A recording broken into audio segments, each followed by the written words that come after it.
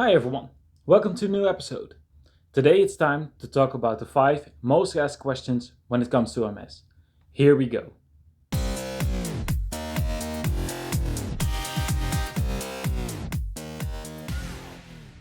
Before I start answering these questions, I want to let everyone know I'm not a doctor, I'm not a specialist, I only got MS myself and I know a whole lot about it, but if there's something wrong, please contact a doctor and don't wait around. Now, let's get back to this video. So, number 1. The question that I get the most is MS a muscle disease? No, MS is no muscle disease. Multiple sclerosis is a disease that impacts the brain and spinal cord, which make up the central nervous system that controls everything we do, whether it's taking a physical step or solving a complex problem. The exact cause of MS is unknown, but we do know that something triggers the immune system to attack the brain and spinal cord. The resulting damage to myelin that insulates wire-like nerve fibers is a disruption of signals to and from the brain. This interruption of communication signals causes unpredictable symptoms such as numbness, tingling, mood changes, memory problems, pain, fatigue, blindness, or paralysis. Everyone's experience with MS is different, and these losses may be temporary or long-lasting. Most people initially have relapsing remitting MS, where they experience attacks of new symptoms followed by periods of time when those symptoms go away partially or completely. Others experience gradual and ongoing loss of function without distinct attacks, which is known as progressive MS. Question number 2. Does everyone with MS end up in a wheelchair? No.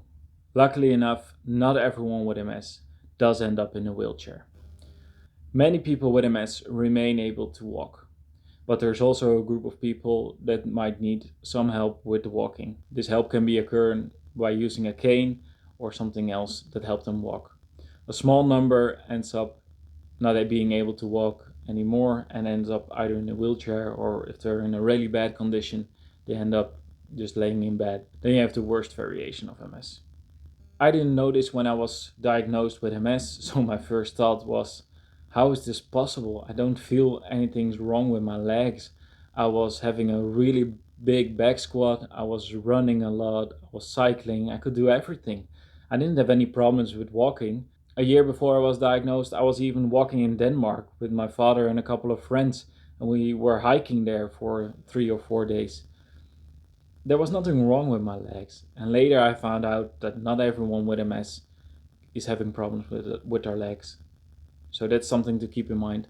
Not everyone, or when you get diagnosed, or when you know someone that's diagnosed with MS, will end up in a wheelchair. The third question that I get a lot is, can you see at someone how sick they are from MS? No, you can't see how sick someone is from MS. I mean, it all comes down to a quote, right? Don't judge a book by its cover. Especially that comes to people with a chronic disease, not even only people with MS, but it's really hard to see what's going on underneath someone's skin. I'm here recording this video and I'm having a really bad couple of days lately.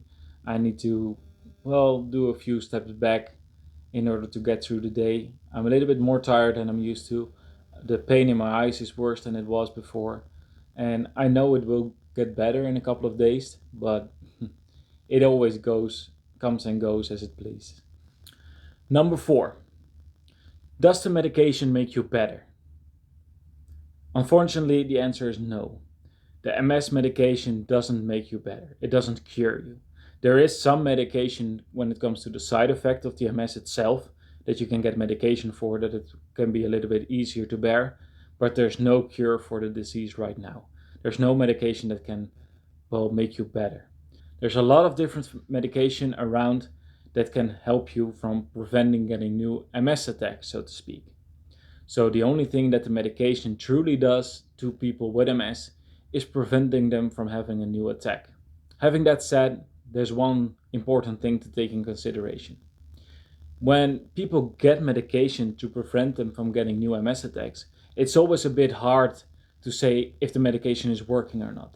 This all comes down to the fact that you can't compare the same person, like when they did get the medication or when they didn't get the medication. So it's always a bit of a gamble, but by now the doctors have so much experience with the variations of medication that they can pretty accurately guess which medication works for the right person in their own situations. Also, when you are on medication, what I hear from a lot of people, at least in my country, is that there's a lot of checkups. You get a lot of MRI scans. You can also always ask for an MRI scan and they will check out how you're doing. This also varies on how bad the MS is for you. So take that in mind.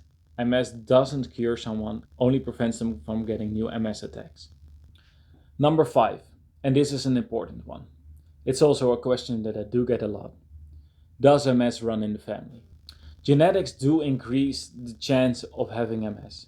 And with saying that, when I did the research on it, I read everywhere that it's like 2 to 3% of the children of the people that got MS will get MS themselves. To put that in a little bit of a perspective, if you have 100 people that are, well, family of someone with MS, 2 or 3 of those 100 people will get MS themselves eventually. Unfortunately, there isn't a way to check this out. I know there are chronic diseases where you can test someone's genetics to see if they will get the disease themselves in the future.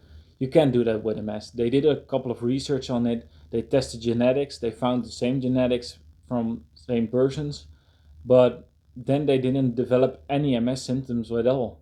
So it's still a bit of a mystery if you tell me. These were the top 5 most asked questions when it comes to MS.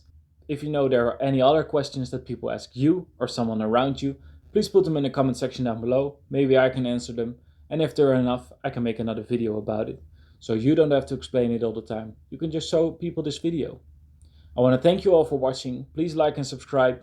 And until the next one. Bye bye.